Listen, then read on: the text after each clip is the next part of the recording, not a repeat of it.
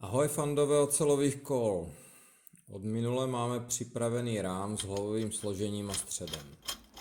Postupně si na něj namontujeme sadu Campagnolo Super Record co nejblíže roku výroby rámu, tedy 1977.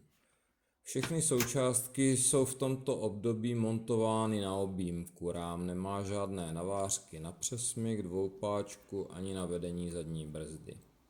Je tedy velmi důležité si dobře rozmyslet, kam uvedené komponenty budeme osazovat. Při jakémkoliv posunu už zůstane v barvě otisk. Řídítka a sedlo máme připraveny činely, omotávku samozřejmě textilní a pedály s klipsnami a řemínky Alfredo Binda. Prostě to nejlepší, co tehdy bylo a co se na tyto závodní favority tehdy dávalo.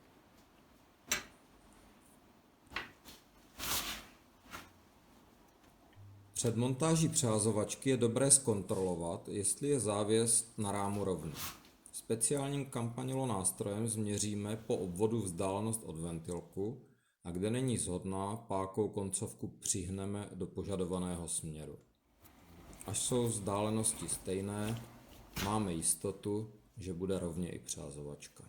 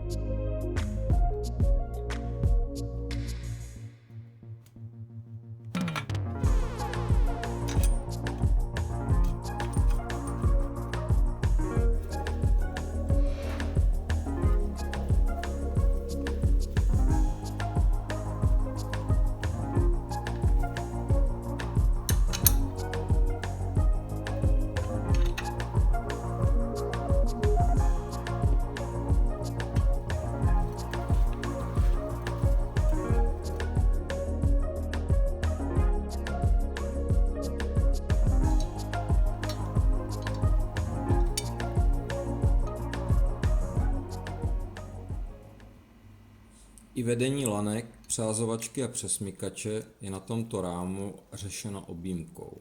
Jak jsem již říkal, je velmi dobré rozmyslet si, kde budeme objímky dávat. Jakýkoliv posun je už na barvě nepěkně vidět.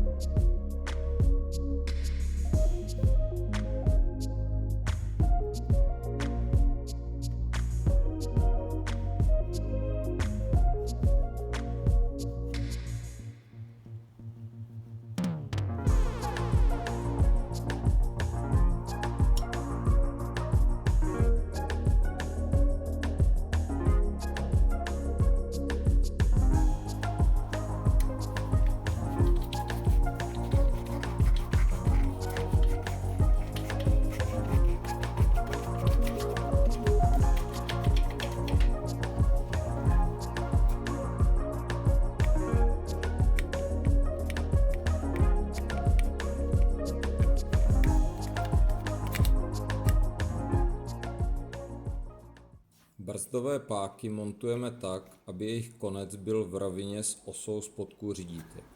Když si je dáte výš, tak se špatně drží kvůli ostrému úhlu mezi obloukem a tělem páky, a když si je dáte nízko, tak je prostě máte na plašáka.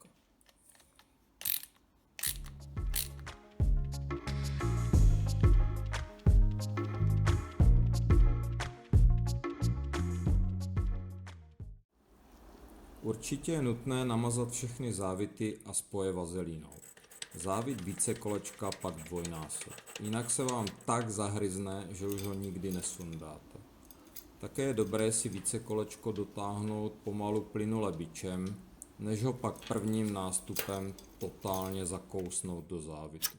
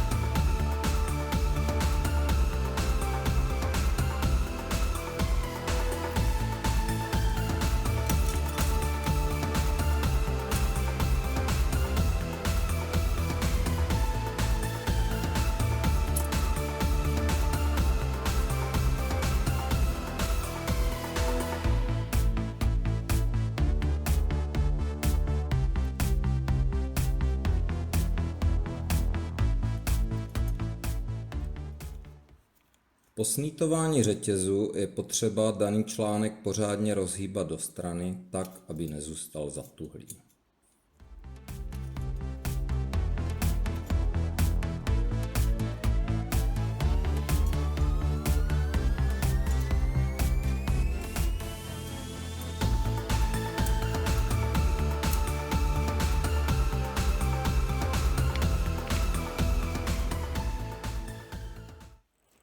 Nyní si seřídíme tu krásnou, ale především drahou přehazku tak, aby nám nevyletěla do špic, což by se dalo odčinit pouze rituální sebevraždou mechanika.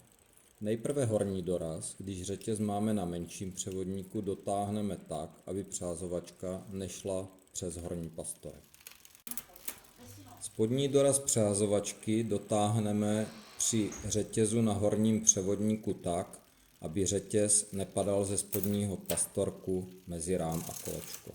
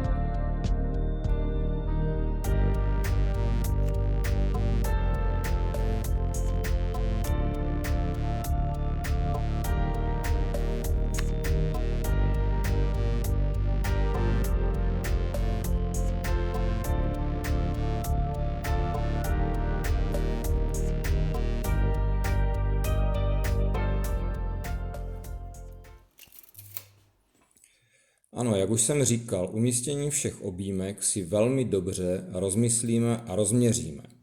Což o to, to jsem u bovdenu na zadní brzdu udělal opravdu precizně. Jen jsem je špatně namontoval a za to mi budíš trestem onen obtisk v tom novém krásném laku.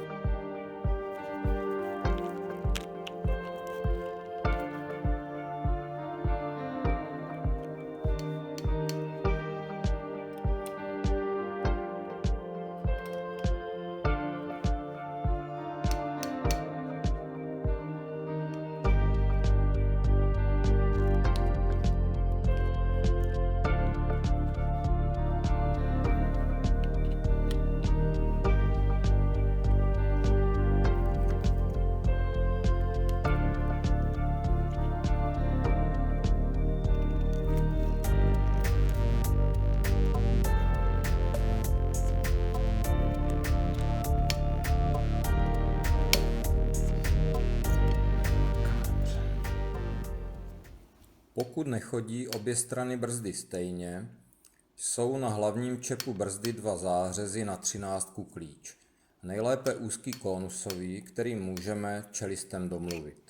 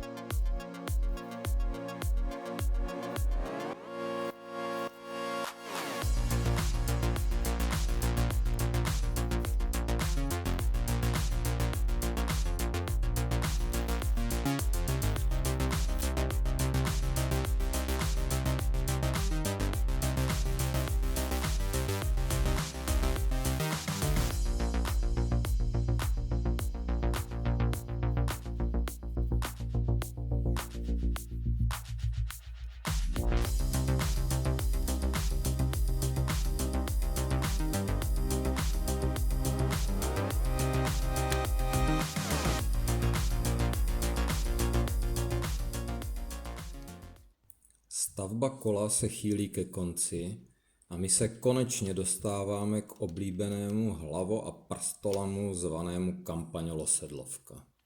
S velkou dávkou trpělivosti musíme nejprve prsty a pak desítkou klíčem postupně dotahovat oba šrouby v hloubi sedla, tak, aby bylo sedlo přibližně v rovině.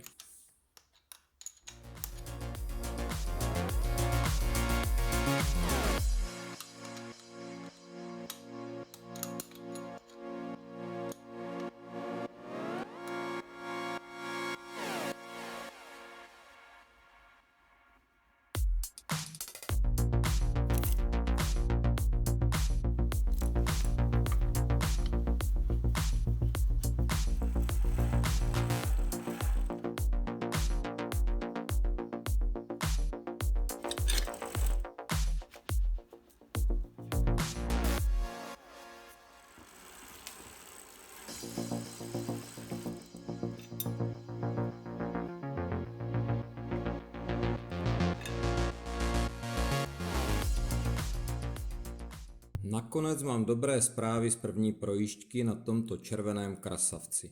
Čineli sedlo je nečekaně pohodlné, rám je tuhý a pohodlný zároveň a 1,50 převodník mi umožňuje využít i některé spodní pastorky, aniž bych si zlomil nohy. No prostě idyla jak má být. Děkuji vám za sledování videa a kdyby se vám naše video líbilo, klikněte prosím na odebírat. Připravujeme totiž další renovace a stavby ze zlatého věku cyklistiky, prostě z doby, kdy chlapi byli ještě chlapi.